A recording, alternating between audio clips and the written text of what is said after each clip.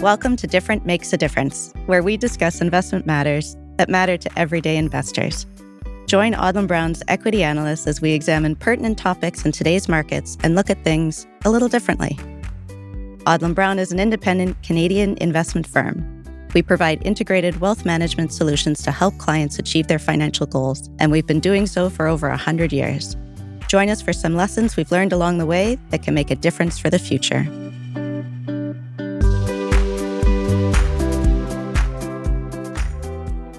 Welcome, everyone. My name is Laura McAleer. I'm the Communications Coordinator in Odlum Brown's Research Department.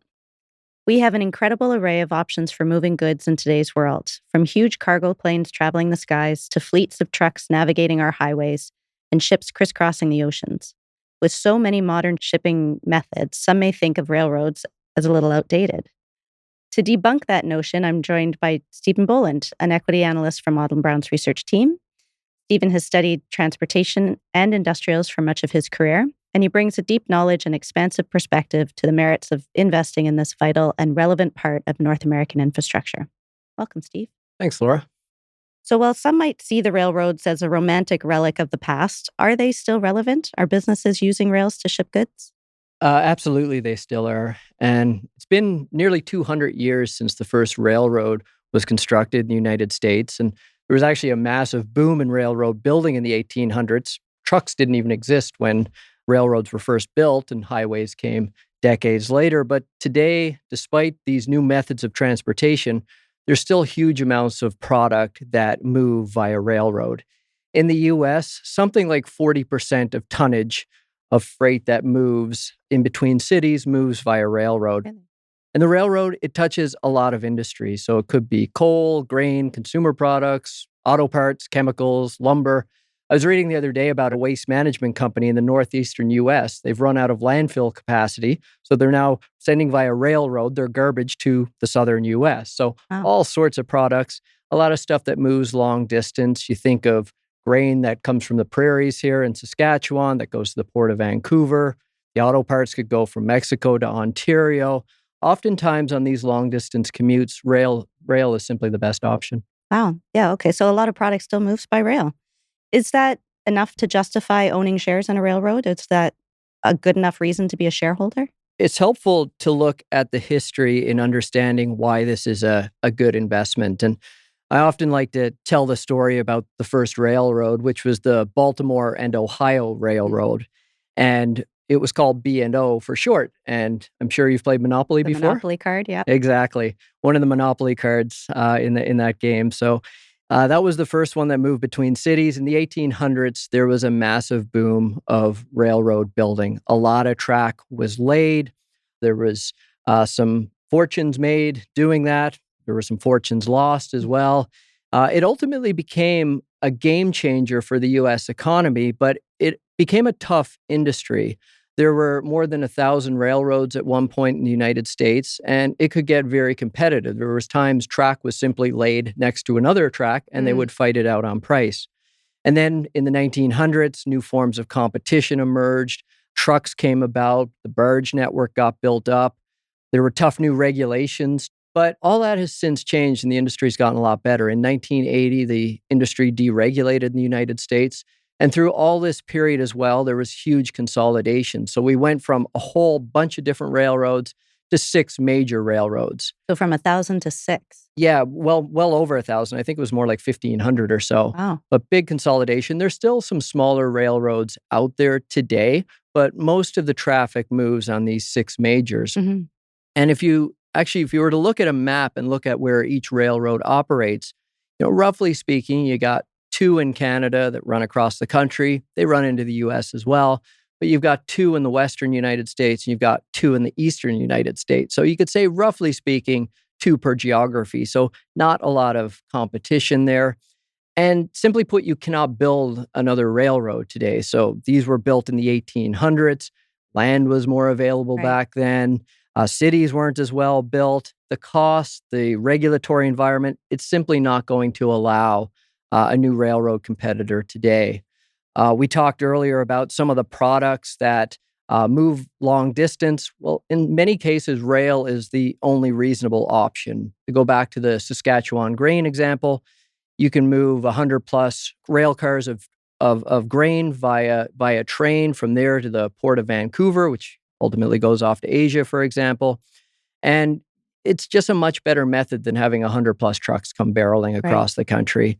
Now, rails do compete with trucks on some products and in some places, but even then, there's advantages that railroads have. They're cheaper, for example, to move product. So if you think about a train, you've got two conductors, two engineers up in the locomotive pulling 100 plus cars behind them versus paying 100 plus truck drivers. Right. There's fuel efficiency benefits. So just the physics of a metal wheel on metal track with a railroad versus rubber on a road means there's big fuel efficiency gains through rail. That leads to environmental benefits, which is important aside from the cost benefit, and simply less congestion on highways as well if you're moving via rail. And just to add a couple more points on why this is a good industry, there's been gains in efficiencies for railroads over the years as well. And you've probably seen trains going with double stack containers, one on top of the other. That was an innovation. I think it was in the 1980s. So all of a sudden, you could transport a lot more product on that train. There was an operational method called scheduled railroading, which really took hold. And that's the way railroads operate now in North America. It's led to big gains in profitability. And over time, I think the outlook is pretty good because we're probably, as a society, as an economy, going to move more stuff. There'll be ups and downs in the economy, but as long as stuff is moving and more stuff will move over time, that'll simply be more demand for the railroads. Right.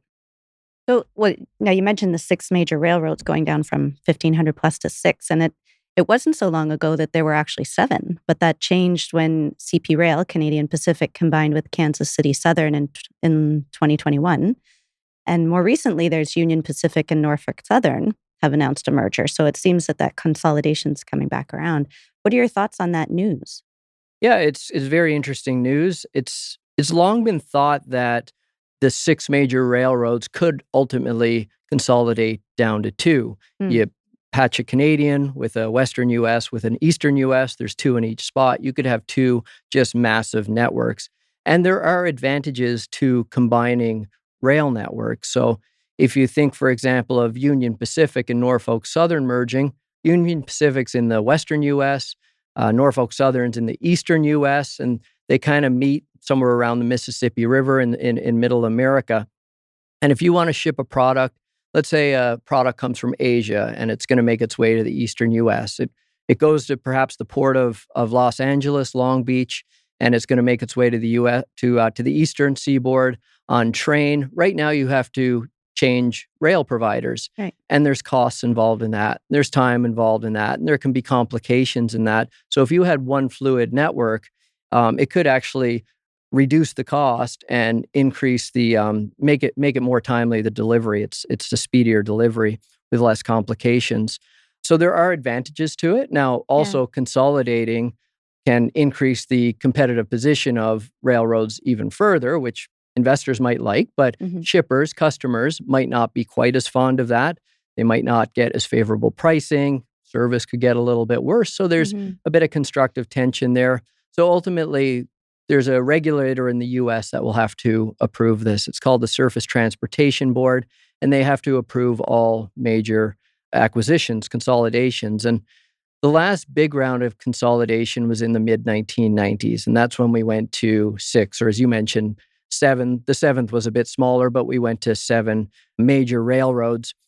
But there were some service complications that came out of that. Some of the railroads kind of mucked things up a little bit. So then in the late 1990s, the railroads actually tried to consolidate further. And CN Rail and Burlington Northern Santa Fe actually tried to merge. And it was blocked by regulators, partly because of the service issues in the past. Now, there have been smaller deals that have happened since then. The Kansas City Southern CP Rail merger that you mentioned, that got approved partly because it was smaller and there were no competitive worries there as well. But there hasn't been any really big. We haven't gone from the 6 to 2 as some have imagined, and what could perhaps happen now, this could put that in motion. There's some really tough rules that have to be met for the STB, the Surface Transportation Board, to approve a railroad merger. It needs to be pro-competitive, and that's different than just not reducing competition. It has to enhance competition. Right. So how do you do that? How do you explain that when you're merging two railroads? Well, one of the arguments they're making is that railroad's going to better compete against truck. Again, taking out that interchange in Middle America, having that single line. So they're saying we're actually going to make more competition because we'll be more competitive with truck. Right. Now, we'll see how that flies. Time will tell. The regulator, we saw firsthand the work they did on the CP, Kansas City Southern merger. I thought they did a wonderfully extensive job. And, it's a little hard to say how it's going to roll out. Let's assume for a moment that the deal is approved and that merger plays out. And you mentioned making it more competitive with truck, but what are the ripple effects to the other railroads in the industry? Like what's going to happen to the Canadian rail lines?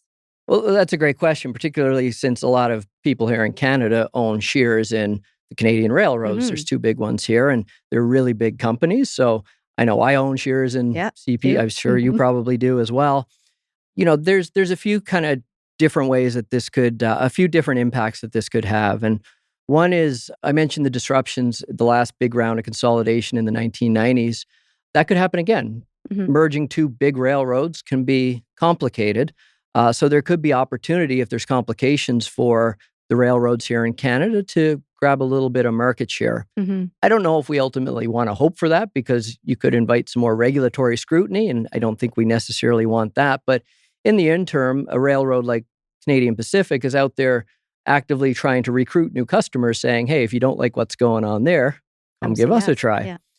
There's opportunity for concessions for the Canadian and the other railroads. So to get this regulatory approval, perhaps Union Pacific will have to give something up to the other railroads. So maybe they provide access to their track. So some of the customers get new competitive offerings. Maybe they'll have to divest parts of their network, and perhaps a company like CP or CN or Burlington Northern could scoop up some more track. Longer term, I think it does make a tougher competitor, simply taking away that interchange. Getting that single line track has benefits, but when you look at, again, the geographic distribution of these railroads, the Canadians run across Canada. They do run down through the U.S., but for the most part, they operate in different geographies. So everybody's got their own. They've got their own spaces, and there could be some areas where there's competitive battles, but there's not a lot of overlap. And I think the last thing to consider is longer term, is this the step that leads from 6 to 2? So does CP and CN ultimately end up in bigger networks? Again, time will tell. So you touched a little bit on the regulatory environment back in the 80s and the 90s, and now we're starting to see it happening again. Aside from these last two deals, why do you suppose that that attitude towards consolidation is changing now? Like what's different now? Yeah, it's a good question because it's been 30 years since the last major consolidation. And I think a few things are at play. One is the CP Kansas City Southern merger has gone pretty well. There's some minor disruption issues down in the southern U.S. recently, but for the most part, it's gone quite smoothly. And that's kind of helped counterbalance the point that these railroad mergers are messy. And if it's messy and shippers can't ship what they want to ship, you got problems. So that's at play. There's been big margin gains by the railroads in years past. And I think I referenced earlier scheduled railroading or the new operational methods. That's come about really over the last 20 years or so. And CN here in Canada under a fellow named Hunter Harrison was the first to really push this in a big way. And now the others have followed since. And without getting too much into the weeds, it's simply a more efficient way of transporting product. And it's led to big margin gains at the railroads. These used to be 10 to 15% margin businesses. Now they're like 40% plus margin businesses. So, that has largely played out. There's probably still some margin opportunity, but the big margin story's gone. So the railroads are kind of saying, what's next? Well, what's next could be mergers. And I think the last point I'd raise is that there's a more favorable regulatory backdrop now as well. And there's some thinking that maybe there's a window to actually get these mergers approved. Yeah. Okay. So what would you say lays ahead for the railroads besides the mergers? Surely they're facing technological advancements just like any other industry. Yeah, there's some nice opportunities that can come from technological advancements in terms of making for a safer rail network and a more efficient railroad network as well. And I'll give a couple of examples. One is autonomous track inspection. So they can actually send these autonomous vehicles down tracks now to look for broken rails. And if you've got a broken rail, you risk a derailment, and nobody wants that. And it just takes away from some of the arduous process of doing it previously. Another example would be there's sensors you can put along rail track now that will measure the temperature of the wheels. And the measuring of the temperature of the wheels helps give an indication of how strong the braking. Does the braking need to be repaired, for example? So again, going to safety, and there's cost savings involved in that as well. In terms of the future outlook, I think it's most likely to continue to be an absolute backbone of the economy. There's still huge amounts of product that are going to need to be moved. A lot of the stuff they move is physical product that's not going away. We're still going to eat food. We're still going to need a lot of the product that they move. And it's going to be moved by this handful of railroads. We're not likely to see big new ones, so they're likely to continue delivering good returns for shareholders. So what might disrupt that then? There's a couple things that I watch in particular. One is the regulatory environment. And because of the importance of this industry and the limited competition, there is a regulator that oversees to ensure smooth functioning. And the regulatory environment, as it is today, is one in which the railroads can earn pretty decent profitability. But that could change. And even recently under the Joe Biden administration, the regulator was getting a little bit tougher, not too bad, but at the margin, getting a little bit tougher on the rails. Is actually reversed now, and perhaps a little bit more open to some of the innovations the railroads are talking about. But ultimately, I think it's in the country's best interest to have a healthy railroad industry. And to do that, the regulator has to allow the railroads an opportunity to earn a decent return on their investment. Railroads make huge investments in their infrastructure. Prior to the deregulation in 1980, the railroad network was in really bad shape because they couldn't earn a good return and they weren't incentivized to invest in the network. The other big thing that I really keep an eye on is advancements around electric or hydrogen trucks and autonomous or driverless trucks. And that could erode some of the cost advantage that we talked about with railroads. Just last April, for example, I was in Santa Monica and I got in one of these driverless taxis run by Waymo. And I can tell you I loved the experience. And I'd be the first to buy one of these if I could, because I would rather sit in the back seat and be driven than drive myself in all the traffic and such. Oh, you're braver than I am.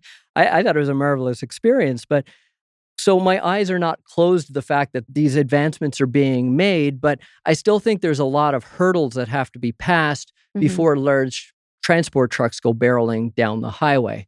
Now, even if that happens, don't know that there's going to be a big negative impact on railroads anyway, because railroads help keep trucks off the road. And we don't want more trucks. Who wants more congestion on the highways? Let's go back to that grain example from Saskatchewan to Port of Vancouver. Who wants all this grain coming down the highway? And if you, aside from the congestion, highways are taxpayer funded. And these are heavy trucks. They do a lot of damage to roads versus having it run on the rail networks, which are funded by the railroads. Yeah. In addition to that, the fuel advantage is still going to be there owing to the physics around rubber on road versus metal wheel on metal track. And there's a lot of infrastructure that's simply set up to run the system as it is via train. Railroads own the land. They have the rights of way. They have access to the ports. And that's going to be valuable, I think, for a long time to come. So ultimately, I think there's a place for multiple shipping methods, and that includes big movements by railroad. But as always, we'll have to keep an eye to see how the future plays Wait and out. see. So, well, we've covered a lot of ground in terms of the industry and the competitive landscape. And do you want to talk about any specific names today? Anything you want to highlight on the company by company basis? Sure. Well, I mean, from an investment standpoint, it's a good industry. And I think owning any of the major railroads will likely do well over time. There's some interesting arguments now for Union Pacific, and the synergies that they can create through this business combination could create some good upside. I would acknowledge that, but I would also acknowledge that you're taking on some risks in case the integration gets messy. I get asked a lot about Canadian National, given that we're here in Canada. And it's a good railroad, without a doubt. They've got a great network. Runs right across Canada, down into the U.S., to the Gulf Coast, for example. You know, the valuation looks pretty attractive here. They've kind of stubbed their toe a little bit recently. They've kind of missed some of their earnings forecasts, and the stock's looking pretty good here. But I go back to my favorite, which is Canadian Pacific, Kansas City. And we've liked this one. It's been our favorite for quite some time. And there's a couple of reasons, but one is we very much like the management team. The CEO, Keith Creel, I think he's the best in the business. He's a phenomenal operator. We talked earlier about Hunter Harrison, bit of a divisive character, but he revolutionized the industry, made this industry a lot more profitable. Keith was kind of his number one protege. And just seeing Keith operate the railroad, he's, in my opinion, I've got the utmost trust in how he operates. And now in recent years, we've had this potential benefits from the Kansas City Southern merger as well. There's cost synergies that are being delivered. There's the opportunity for this great management team to go and run the Kansas City Southern Railroad better. There's revenue opportunities owing to the single line service. So the whole idea we talked about earlier of taking away that interchange, that change of networks. CP and Kansas City Southern, they meet in Kansas City.